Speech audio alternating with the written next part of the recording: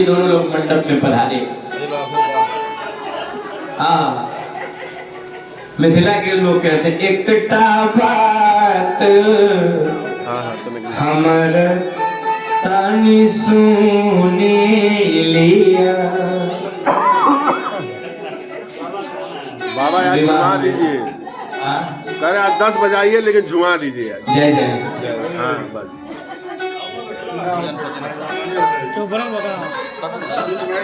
मिथिला की सखिया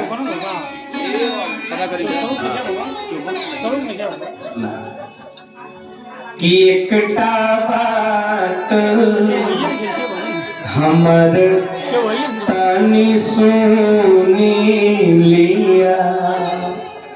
विवाह में गाली पढ़ने की बड़ी विध है, नियम है। वैसे हम नहीं पढ़ेंगे, जिनको पढ़ना होगा वो पढ़ेंगे।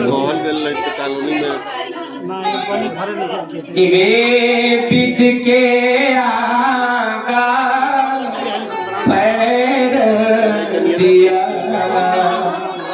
मैथिली शब्द है, सखिया शब्द मिथिला की बात है। जब भगवान राम जी जब मंडप में गए तो सखिया सब कही कि राम जी विवाह के लिए तो आ गए, लेकिन एक समस्या हम लोग की, ये हम लोग के पहुना है, बहनोई है, हम लोग इनको गाड़ी नहीं देंगे तो विवाह कैसे होगा। लेकिन गाड़ी कैसे दे, न इनके माता जी का नाम जानते हैं, न इनके बहन जी का नाम जानते हैं, और गाड़ी तो इन्हीं नाम दो नामों से दी जाती है। तो सखिया सब पे ये काम किया। हम लोग तो मिथिलानी, अब विवाह की परंपरा तो शुरू हमारे यहाँ से होती है। दुनिया में विवाह कहीं हो, लेकिन जब परंपरा की बात आ जाएगी तो मिथिला को लोग याद करेंगे। तो मिथिलानी सखिया क्या करती है कि दो ईंटा एक जगह रख करके एक लाल कपड़े से ढक देती है, और राम जी से कहते हैं कि वो काम करिए। राम जी कहे क्या? बोला यहाँ प्रणाम करिए। और राम जी बोले तो कहीं जहाँ लोग कहें प्रणाम। और दूल्हा भोला होता ही है, जब जैसे जैसे लोग कहते हैं वैसे वैसे करता बेचारा। लेकिन जब राम जी प्रणाम किए तो सखिया सबको ऐसे नहीं प्रणाम करना है। राम जी का तब कैसे? बोला यहाँ प्रणाम करिए और अपने माता जी का और बहन जी का नाम लेकर जोर से जय घोष करिए। और मैथिली में कहते हैं कि एकटा बात हमर कानी सुनी लिया। एकटा माने एक ठो बात हमारे तने सुन लगा।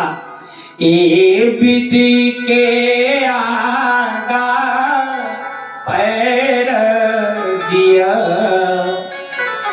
इस प्रणाम करके इस विधि को टपिए और यही ठामक एकटा विध प्रसिद्ध अच्छी। यहाँ एक नियम है, विध माने विधि, अच्छी मतलब है। यहाँ एक नियम है, क्या? यही ठामक एकटा विध प्रसिद्ध अच्छी। माय बहिन के नाम लिया। ए पाहुन माय बहिन के नाम लिया। एकटा बात हमर कनी सुनी लिया। अब राम जी बोले, उन्होंने तो नाम ले लिया, और जब नाम जब सखिया हंसने लगे, बस बस पहुना इसी चीज की जरूरत थी, मिल गई। अब रात कैसे कटेगी, अब तो आप भी सोच के थक जाएंगे। विवाह में भगवान दुल्हा दुल्हन मंडप पर बैठे हैं। मिथिला के भाव में देखा जाए तो हमारे रुक्मिणी जी पीत वर्णा है, वो कैसी लग रही है, और भगवान श्याम सुंदर कैसे लग रहे हैं।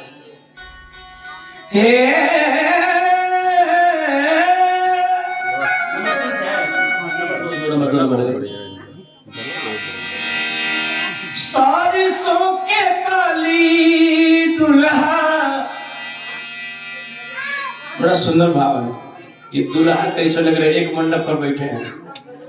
विवाह की जब विध होती है तो लोग जो बैठे रहते हैं वो मिलाते हैं कि इन दोनों में सबसे सुंदर कौन है। तो कुछ लोग कहते हैं कि ऐसा है कि दुल्हा सुंदर है, कुछ लोग कहते हैं दुल्हन सुंदर है। समीक्षा होती है, लेकिन कैसे कि सरसों के काली दुल्ही, वो गलत हो रहा है। अरे ज्योति महान रे, ज्योति महान रे तीसी फूल। माइनर बोलेंगे, माइनर का तीसी फूल पुराना वाला। जैसे कि दूल्हा कैसे, तो दूल्हा लग रहा है कि सरसों की कली, पीला दुल्हन सरसों की कली, और दूल्हा कैसे, तो तीसी के फूल जैसे। तीसी फूल हो के जैसे दूल्हा सुहान रे, तीसी फूल जैसे दूल्हा सुहान रे, तीसी फूल जैसे दूल्हा सुहान रे, तीसी फूल जैसे दूल्हा सुहान रे, तीसी फूल। सरसों के काली दुल्ही है, सरसों के काली दुल्ही, ज्योति महान रे, ज्योति महान रे, तीसी फूल जैसे दूल्हा सुहान रे, तीसी फूल जैसे दूल्हा सुहान रे, तीसी फूल। जाहि लागी ऋषि मुनि वन में धार ध्यान रे, वन में धार ध्यान रे, सोई पहुना हमरे अंगना छाते धान रे, सोई पहुना हमरे अंगना छाते धान रे, सोई पहुना हमरे अंगना छाते धान रे, सोई पहुना हमरे अंगना छाते।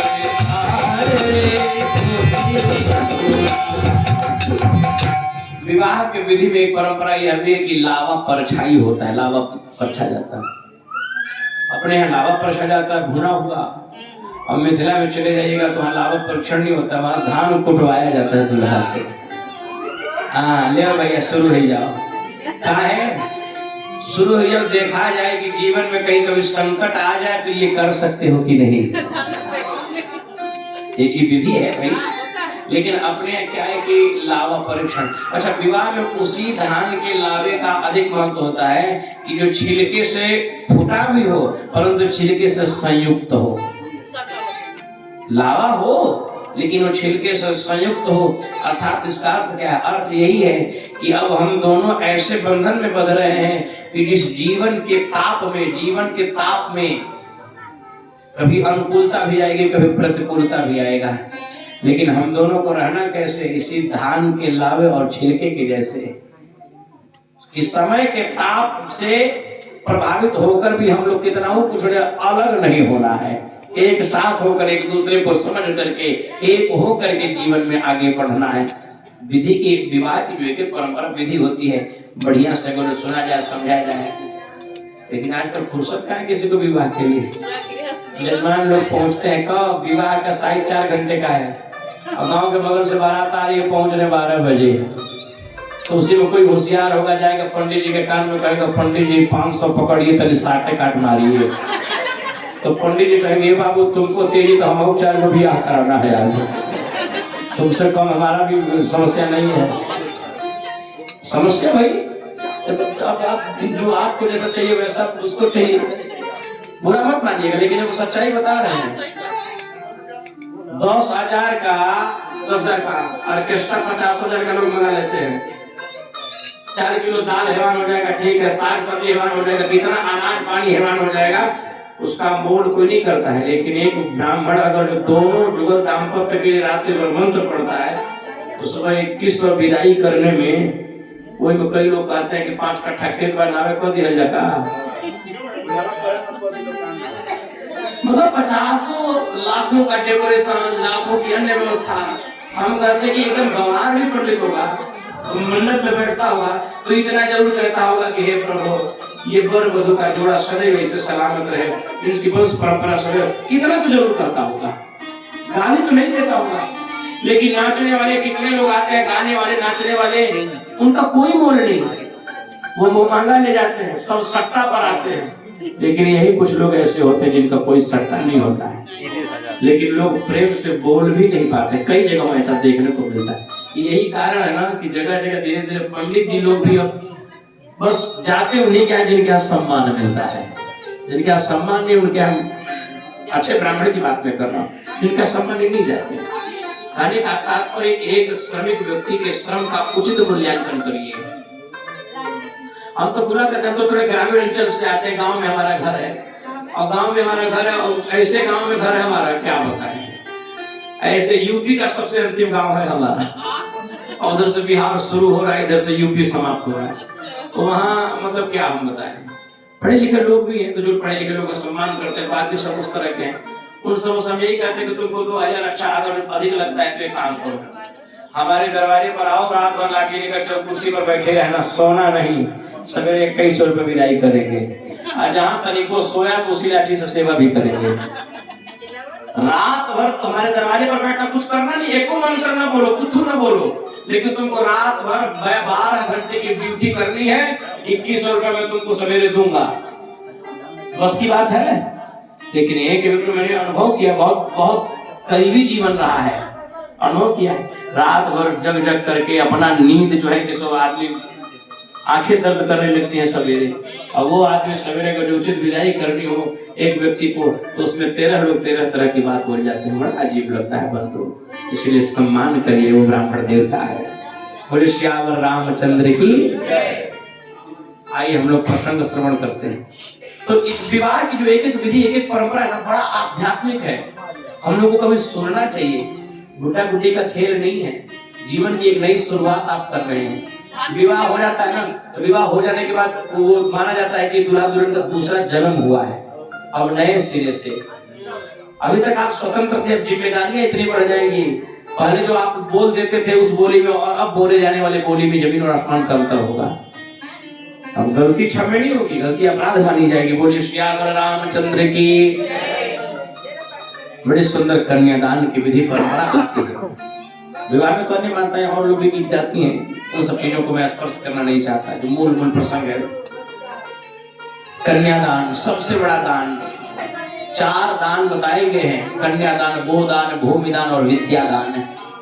इसके बाद ही कोई दान है, लेकिन प्राथमिकता इन्हीं की है, कन्यादान। कन्यादान करने वाले को कई अश्वमेध यज्ञ करने का फल प्राप्त होता है। अपने घर का जो बिटिया ना हो, तो किसी गरीब की बेटी को आपने संकल्प कर लीजिए कि हम तुम्हें कन्यादान करना अपने जीवन में। कन्यादान, गोदान, भूमिदान, चौथा है विद्यादान। कोई व्यक्ति, कोई बच्चा गरीब हो, पढ़ने में तेज हो, कुशाग्र हो, पैसे के कारण पढ़ ना पा रहा हो, उसे विद्या दान देना, उसे पढ़ाना लिखाना भी एक दान ही, एक धर्म ही है। लेकिन कन्यादान करते समय बड़ा से बड़ा करेजा वाला व्यक्ति भी 2 मिनट के लिए आंखों से आंसू बरसाना शुरू कर देता है, क्योंकि जो जिस बेटी को जन्म दिया। अच्छा, बेटा बेटी की कभी कोई बात आती है, जैसे बेटा भी अपने जगह पर ठीक ही है, लेकिन हमें लगता है कि माँ बाप का कदर बेटा से अधिक कहीं बेटियां करती हैं। और पिता का तो पक्का है, पिता का जितना सम्मान बेटियां कर देती हैं, बेटा लोग नहीं करेंगे।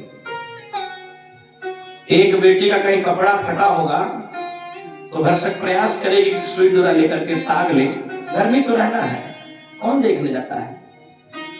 पिताजी की परिस्थिति को बखूबी समझ रही होती है, काम चला लेगी, कभी कहने नहीं जाएगी, कभी कहने की बात भी आई तो पिता से तो नहीं ही कह पाती है, माँ से कहती है, और माँ तब पिता को कहती है। लेकिन बेटा जैसे बाजार में हो नया वाला जींस आ गया जो चारों तरफ से खुला हुआ है, आया, पहुंचा पिताजी के पास, पिताजी नया वर्जन में तो आ गया, आया शाम तक घर। पिताजी बोलेंगे पता है पैसा कहाँ से आता है, उड़ा रहा है, नहीं आएगी। अच्छा नहीं आएगी, बोला नहीं। अगले दिन चढ़ा छत पर 2 मंजिला वाले पर सबसे ऊपर, आवाज लगा पिताजी बाजार जा रहे हो, आएगी कि हम आए नीचे। पिताजी की क्या मजा कि कपड़ा में आए, पिताजी कहीं उतरिया भैया, शाम तक आई जाए कपड़ा। बेटियां सम्मान करती हैं माँ बाप की, पगड़ी होती है बाप की बेटियां, हम लोग गलती हमें लोगों में कि हम लोग बेटा बेटी में भेद कर बैठते हैं। बेटा को लोग अधिक सम्मान देते हैं, बेटी को थोड़ा कहते हैं दूसरे घर की संपत्ति है, पढ़ाई लिखाई हर चीज में उसको कमजोरी कर देते हैं। लेकिन हम कहते हैं बेटियों को सम्मान दीजिएगा, जो सब बेटियां दे देंगे बेटा लोग शायद बचपन से दबाए। क्या हो। बोली हनुमान जी महाराज की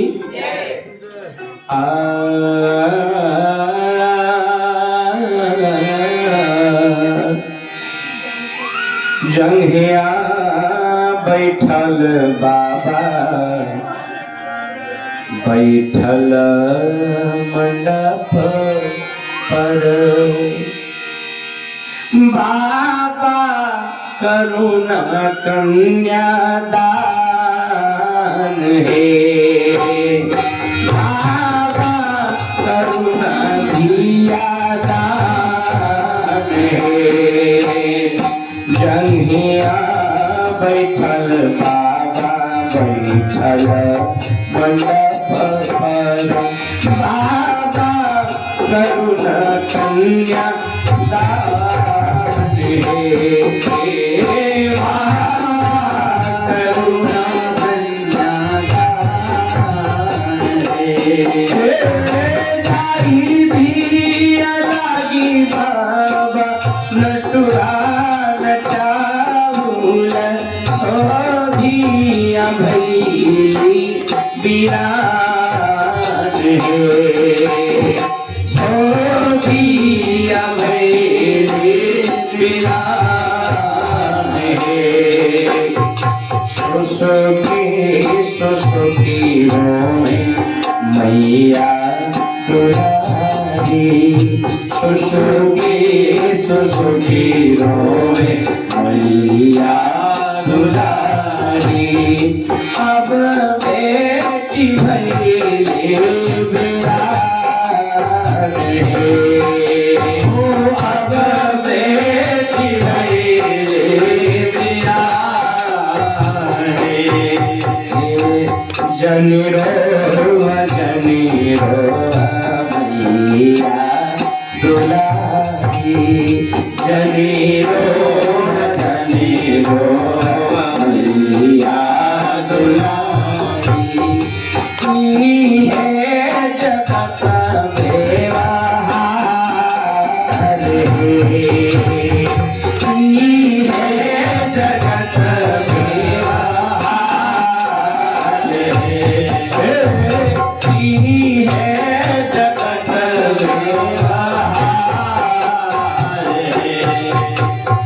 कन्यादान हुआ, आगे सिंदूरदान होता है, चुमावन होता है, बड़ा धूमधाम से ठाकुर जी का विवाह हुआ। बोले दुल्हा दुल्हन सरकार की। अरे कौने नगर के सिनुरिया सिनुर बेचे आई लहे, आहे कौने नगर के कुंवारी धिया सिनुर बेसाहेली है। तो श्याम रंग रसिया दुल्हवा सिनुर चढ़ावेले, आहे रुखमणि वारिसो कुमारी जय सिनुर बेसाहेली हे।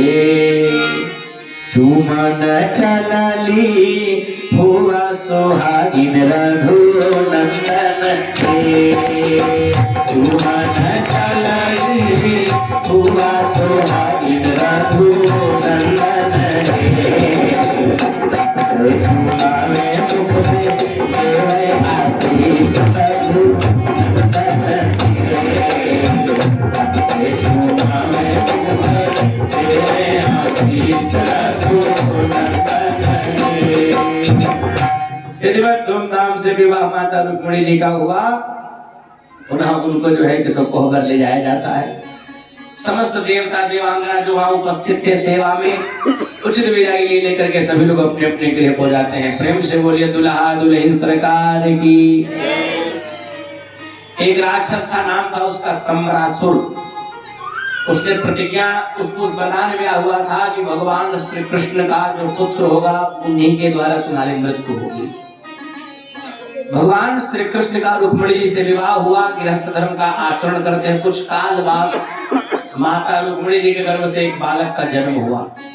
सम्रासुर को जब यह मिला हुआ था श्राप कि भाई भगवान कृष्ण के पुत्र के द्वारा तुम्हारी मृत्यु होगी, तो वो जब जान गया कि इनके यहाँ बालक का जन्म होने वाला है, तो वह आकर के गर्भगृह में ही छुपा हुआ था। और बालक का जैसे जन्म हुआ, माता रुक्मिणी अचेत अवस्था में पड़ी है और उस बालक को लेकर चोरी से सम्रासुर वहां से भगा है। इधर घर में शोर हो गई कि बालक जो है नष्ट हो गया, और सम्रासुर उस बालक को लेकर के चला। सोचा कि इनको हम नदी में फेंक दे, ये मर जाएंगे। तो समुद्र था, उसको फेंक दिया। लेकिन जैसे उस बालक को फेंका तो उस नदी में एक मछली थी, ऊपर मुख खोल करके जब हवा ले पी रही थी तो उसके मुख में ही वो बालक गिरा। कहा गया ना कि जाको राखे साइया मार सके न कोई, और बाल न बांका कर सके जो जग, कि जिसके रक्षक है भगवान, अरे उसे कोई मार नहीं सकता। प्रभु जगन्नाथ का भगत जगत से हार नहीं सकता। हाँ, मारने वाले ने तो प्रयत्न कर लिया, लेकिन ठाकुर जी ने जिसे बचाने का जिम्मा ले लिया हो, कौन मार सकता है उसे। मछली के मुख में गया, संजोग वो तो समझा कि मृत्यु को प्राप्त हो चुका। वह सम्रासुर अपने नगर को चला गया, और इधर उसी के नगर का रहने वाला एक मछुआरा समुद्र में मछली मार रहा था। संजोग वही मछली आकर के उसके जाल में फंसी। तो उसने सोचा यह मछली ले चल करके हम महाराज को देंगे तो महाराज उचित विदाई हमारी करेंगे। प्रसन्न हो गया। मछली ले गया, ले जाकर के सम्रासुर को भेंट में दिया। बड़ा विशाल मछली। उसने रसोईया को दिया कि ले जाओ आज भोजन में यही।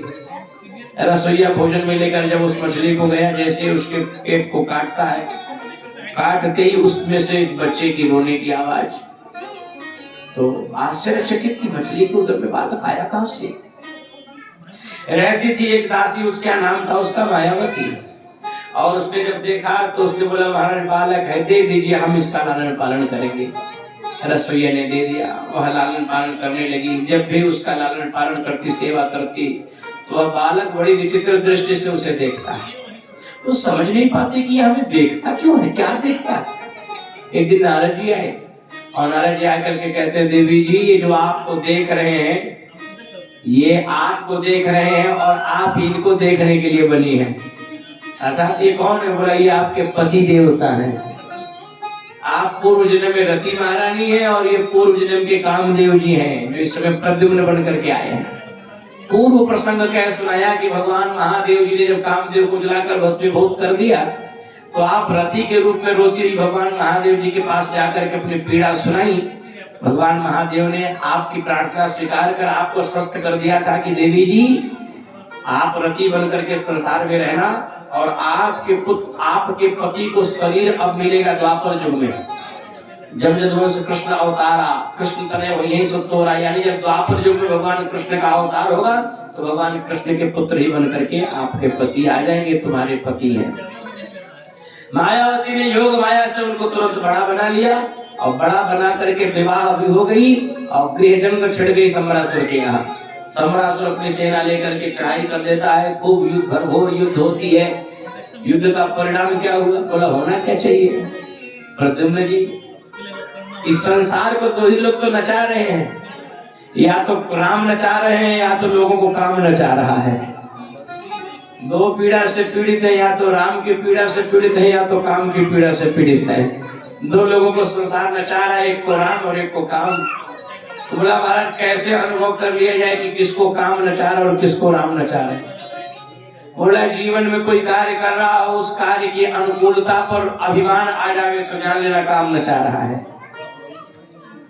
परिणाम की अनुकूलता आने पर अभिमान आ जाए, और परिणाम की प्रतिकूलता आने पर दुख हो, तो समझ लेना कि वो काम पीड़ा से पीड़ित है, काम नचा रहा है। और व्यक्ति कार्य कर रहा हो, कार्य में अनुकूलता आ जाए, उसमें भी भगवान का दर्शन, और प्रतिकूल कहीं हो गया तो उसमें प्रभु की इच्छा मानकर जीवन जीने वाले को जान लेना चाहिए कि उसे राम जी नचा रहे हैं। तो भगवान की कृपा से संसार में जी रहा है। जीते तो दोनों भी हैं, रागी भी और वैरागी भी, लेकिन एक जीता है भगवान से युक्त होकर, और एक जीता है काम से युक्त होकर।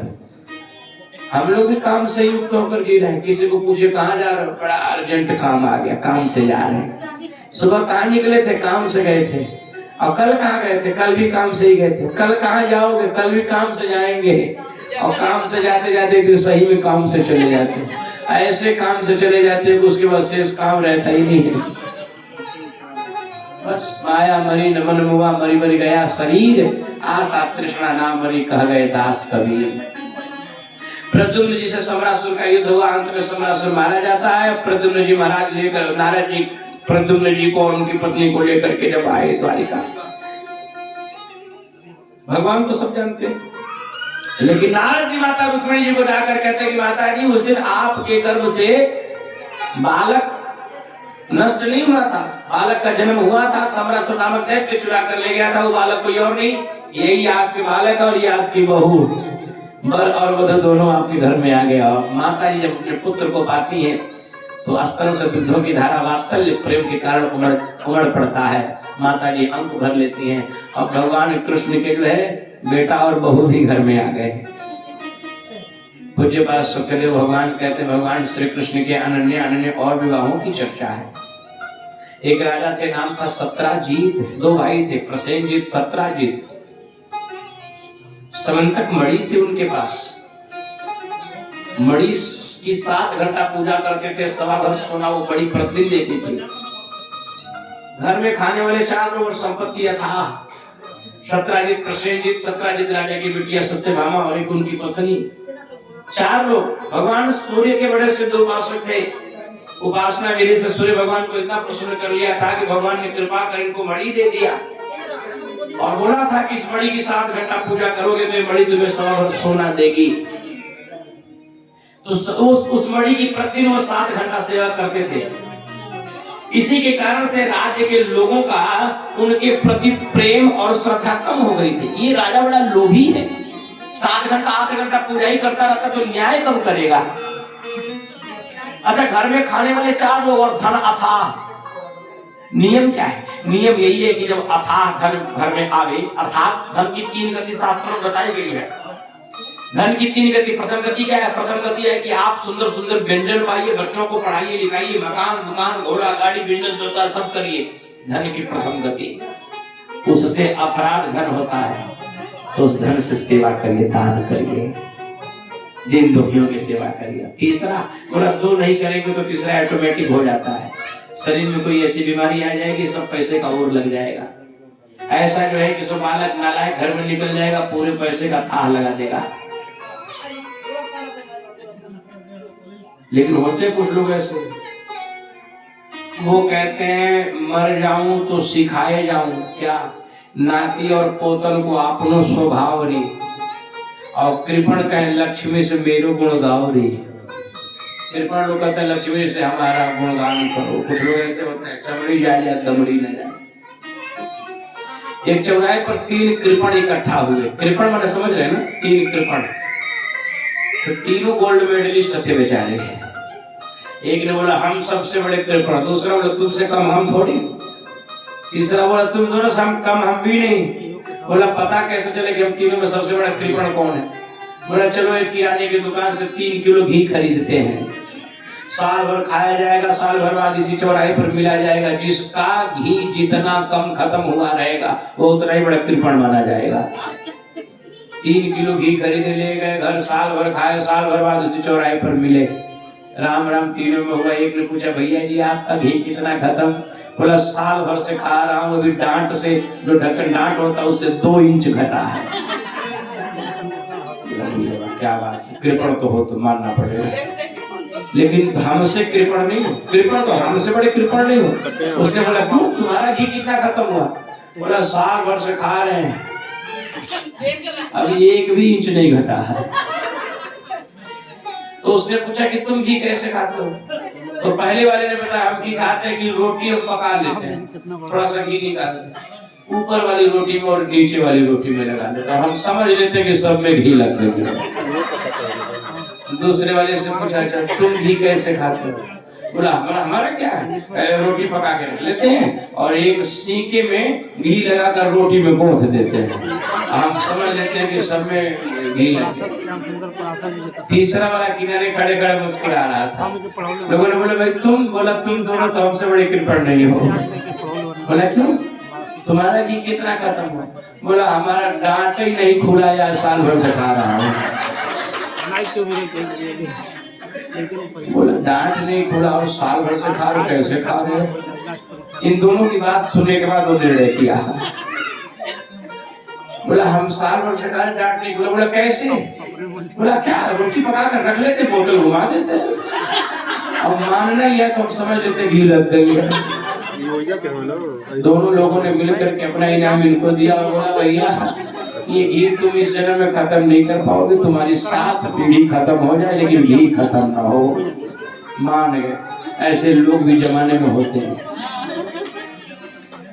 चमड़ी जाए तो जाए, दमड़ी न जाए। सत्राजित राजा का वैभव तमाम था लेकिन वो किसी को देते नहीं थे।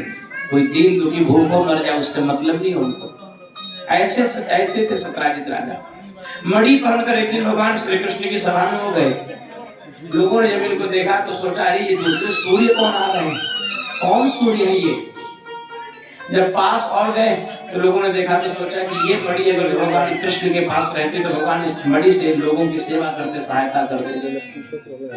देखो भाई, देखते कि विद्या विवाद है, गीत का एक श्लोक है कि विद्या विवाद है, धर्म बाधा है, खलस शक्ति पर पीड़ना है, साधु सर्वम विपरीत वेतत ज्ञानाय दानाय च रक्षणाय। नीति कहती है कि अगर जो किसी कुपात्री व्यक्ति के पास विद्या आ जाए तो उस विद्या का वो दुरुपयोग ही करता है। धन उसके पास अधिक आ जाता है तो उस धन को वह प्रमाद में खर्च करता है। उसके पास शक्ति आ जाए तो शक्ति का दुरुपयोग करता है। लेकिन यही तीनों चीजें की सत्पात्री पुरुष के पास आ जाती है तो ज्ञान आय दान आय च रक्षण है। ज्ञान कर लोगों को बांटता है, दान करता है, रक्षा करता है। सत्राजित राजा से लोग कहे कि मणि निकाल करके दे दीजिए। नहीं माने, उठकर खड़े हुए चल दिए घर आए। आकर अपने भाई प्रसेनजीत को मणि दे दी। उनके भाई मणि लेकर शिकार खेलने के लिए गए, कई दिन हो गए वापस नहीं आए।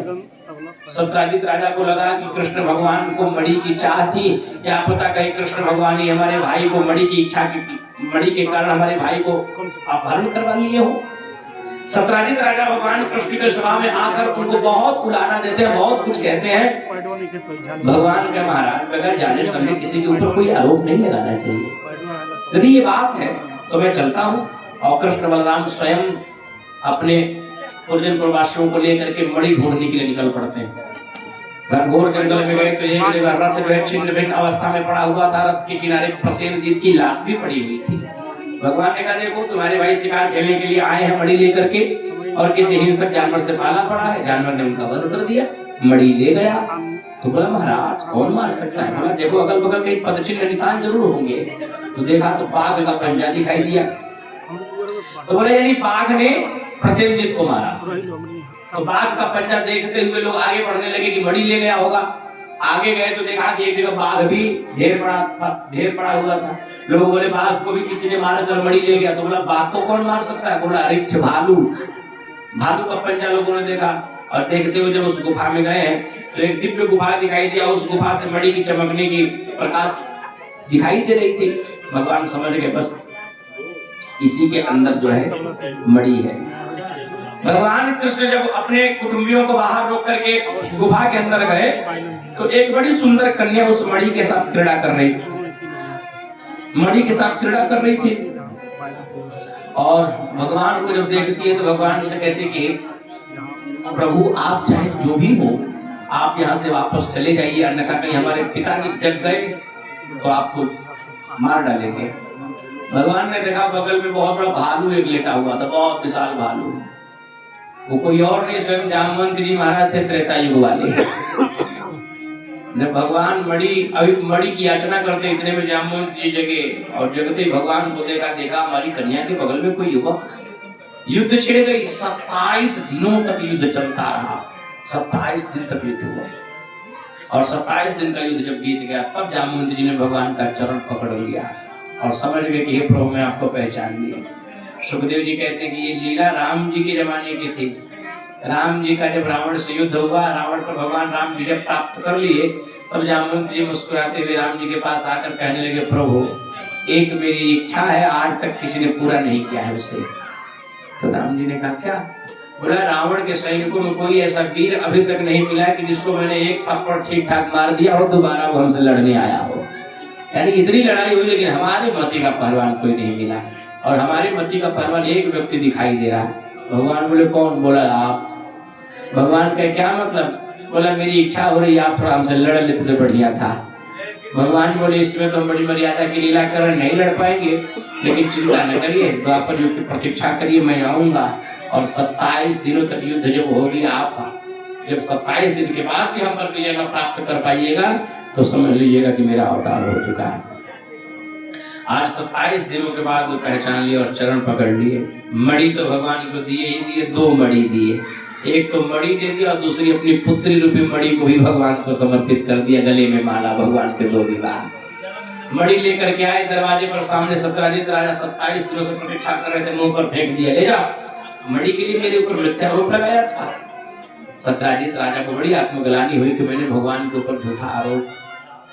सोचा कि इसका प्रायश्चित कैसे करूं, तो सोचा कि ये मणि और उनके पास भी एक बिटिया थी नाम सत्यभामा, सोचा इन दोनों मणियों को मैं भी समर्पित कर दूं। ढेर सारा दहेज का सामान लेकर गए। सत्यभामा जी भगवान के गले में माला डाल देती हैं, और वह दूसरा मणि भी जब देना चाहा तो भगवान सोचे कि एक मणि लेकर के 7 घंटा इसकी पूजा करेंगे तब इस समय भर सोना देगा। तो जिंदगी भर हम सोनवे बटोरते रहे, जीवन इसी में बिताते, क्या यही जीवन है? कुछ लोग होते हैं ऐसे, जीवन भर पैसा पैसा पैसा, और इसी पैसे के चक्कर में वो अपना व्यक्तिगत जीवन जीना भूल जाते हैं, जीवन का जो आनंद है वो भूल जाते हैं। पैसा जरूरी है, लेकिन जीवन उसी पर लगा दिया जाए, उसी एक कार्य के लिए, ये कहाँ की इंसानियत है? बोली हनुमान जी महाराज की। तो भगवान सोचे कि मणि लेकर के हम 7 घंटा पूजा करें, हमारे पास इतना समय नहीं है। भगवान अपने ससुर जी से कह दिया, ऐसा है आपको देने की इच्छा है तो जाइए ये मणि ले जाइए, मणि हमको नहीं चाहिए, और मणि देने की इच्छा है तो एक काम करिएगा, इस मणिया से जो सोना होगा वो हमारे घर पहुंचा दीजिएगा। भगवान कहे कि 7 घंटा पूजा तू करो, सोना हमारे घर है, बुलाओ तेरा घंटी जिंदगी भर। भगवान बढ़िया काम लगा दिए, चले आए, रहने लगे। भगवान के 3 विवाह, आगे कालिंदी जी से, मित्रवृंदा से, सत्या से, नग्नजीति से, ये 8 भगवान की मुख्य पटरानियां हुई हैं, जिन पर अनेक अनेक जगहों पर जाकर भगवान अनेक अनेक शर्तों को जीत कर भगवान ने विवाह किया है। एक राक्षस था, नाम था उसका भौमासुर, नरकासुर भी उसे कहते हैं। 16,100 कन्याओं का हरण किया था, और एक ही नक्षत्र में विवाह करना चाहता था, एक ही नक्षत्र में विवाह करना चाहता था। लेकिन पंडित जी लोग कहे भैया आज अगर तुम विवाह करोगे 1 हफ्ते से पहले लगन कोई बढ़िया नहीं है, अगर 1 हफ्ते से पहले इस बीच में कभी विवाह करते हो तो यह 16,000 ये सभी तुम्हारी काल बन जाएंगे। और 1 हफ्ते के बाद फला तारीख को फला दिन में तुम विवाह करोगे तो विवाह से तुमको सुख मिलेगा। राक्षस था, 16,100 कन्याओं को बंदी बनाया था। उतना ही नहीं, कितने ऋषि महर्षि संत महात्मा राजा महाराजाओं को बंदी बनाया था। आज भी अपने यहाँ एक दक्षिण कोरिया का रहने वाला है, किंग जॉन नाम है उसका, देखते होंगे आप लोग। बस समझ लीजिए बॉम्बेश्वर नरकेश्वर है एक तो। ऐसे ऐसे राक्षस पड़े हैं महाराज। केवल आज ही के युग में अमेरिका, जापान, इंग्लैंड जितने ये सशक्त देश हैं, शक्तिशाली जिनको हम कहते हैं, आज ही के युग में नहीं थे, त्रेता युग में भी थे। कुछ लोग पढ़े लिखे मूर्ख लोग हमसे बात करते हैं, कहते हैं कि आप क्या क्या है, अध्यात्म है, लेकिन आपसे बताइए अमेरिका में, इंग्लैंड में कहीं अध्यात्म है, लेकिन कहां से कहां आगे है? हमने कहा प्यारे आगे तो लंका भी था, अयोध्या से लंका नहीं आगे था, सोने की नगरी थी, चारों वेदों का क्या था, काल पर भी जिसका अवस्था, इतना प्रभावशाली रावण था। तो ये सब प्रभावशाली हो सकते हैं, लेकिन जो शक्ति अयोध्या में थी, जिस शक्ति ने अयोध्या में जन्म लिया वो अमेरिका में जन्म नहीं लिया, भारत भूमि में ही जन्म लिया। कोरोना काल में जब पूरी विश्व, पूरी दुनिया की टेक्नोलॉजी फेल हो गई, तो सभी लोग जो है सारी दुनिया की टेक्नोलॉजी जब फेल हो गई वैक्सीन बनाने के चक्कर में, तो जब कारगर हुआ तो हमारा भारतीय मूल का आयुर्वेद ही काम आया। अन्य देशों की अपेक्षा अपने यहाँ भी प्राकृतिक सौंदर्य अभी अच्छा है अपने यहाँ, और हमारे जो आयुर्वेद की पद्धति है वो ऑक्सीजन का लेवल लोगों का मतलब ठीक ठाक मेंटेनेंस बनाए रखा। लोग घरों में जो है कि स्वदेशी उपचार शुरू कर दिए, काफी लोग बचे। वैक्सीन भी अपने ऐसे ही शुरू हुई, कहां पहुंचा। तो देखिए टेक्नोलॉजी के मायने में कोई कितना हो आगे बढ़ जाए, लेकिन प्रकृति कहती है कि इंसान को हंसाना और रुलाना मेरे बाएं हाथ की खेल है, इसलिए अभिमान किसी बात पर नहीं करना चाहिए। बोलिए हनुमान जी महाराज की। इसीलिए अभिमान। अब देखिए ये सत्राजित राजा मणि लेकर के चले आए, अब ये प्रतिदिन पूजा करें, 1.25 घंटा और 7 घंटा पूजा करें, सोना उधरते। ये बौमासुर जो नरकासुर था 16,000 कन्याओं को बंदी बनाकर विवाह करना चाहता था। पंडित जी लोगों ने कह दिया कि 7 दिन के अंदर कोई मुहूर्त नहीं है बढ़िया, तो 7 दिन की वो प्रतीक्षा करने लगा। तो कन्याओं ने अवसर पा करके एक चिट्ठी भगवान कृष्ण को लिखा है, वहां से एक रहने वाले किसी दूत से चिट्ठी लिख करके भेजवाया और वो पत्र भगवान के पास गया। तो दाऊद जी से भगवान ने कहा कि भैया वहां जाना जरूरी है। और तब भगवान कृष्ण उस नरकासुर के, उस बौमासुर के नगर में आए, जहां एक मूर नामक दैत्य, जिसको आजकल की भाषा में ऑक्टोपस कहते हैं, उसने ऐसे फंदा लगा रखा था, उसके नगर की रक्षा करता था। उस नगर में जल्दी कोई प्रवेश नहीं पाता था। भगवान वहां गए, सुदर्शन चक्र से मूर नामक दैत्य का अंत किए हैं। सभी देवता लोग वहां कहने लगे हम मुरारी भगवान की जय। उनका नाम हो गया मुरारी, मूर नामक दैत्य के अरि सो मुरारी।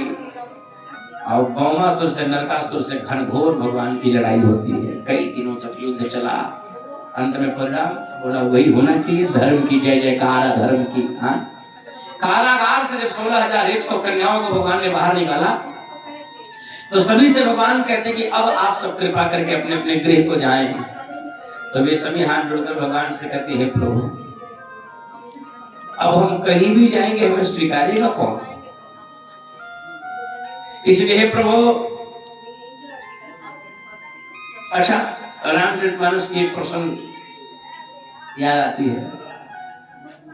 एक स्त्री थी, जाति विशेष का नाम नहीं लूंगा, प्राय सभी लोग जानते होंगे। पति से टुंड हुआ, अपने निकमय के चली गई। बाद में उसको लगा कि नहीं तो मैंने अपराध कर दिया, छोड़कर नहीं आना चाहिए। घर के लिए लौटती है, रास्ते में बरसात हो जाता है। एक मंदिर था, मंदिर में रात भर ठहरी गई। सवेरा हुआ घर पहुंची और पति ने तुरंत उसके ऊपर लालछन लगा दिया कि तू रात भर कहाँ रही है? मैं कोई राम हूँ जो तुम्हें स्वीकार कर लूं? 14 वर्ष बन रहने के बाद स्वीकार कर लूं? उसने घर से उसे प्रताड़ित कर निकाल दिया। पति और पत्नी का संबंध, पति और पत्नी का जो रिश्ता है ना, ये विश्वास और प्रेम पर आधारित है।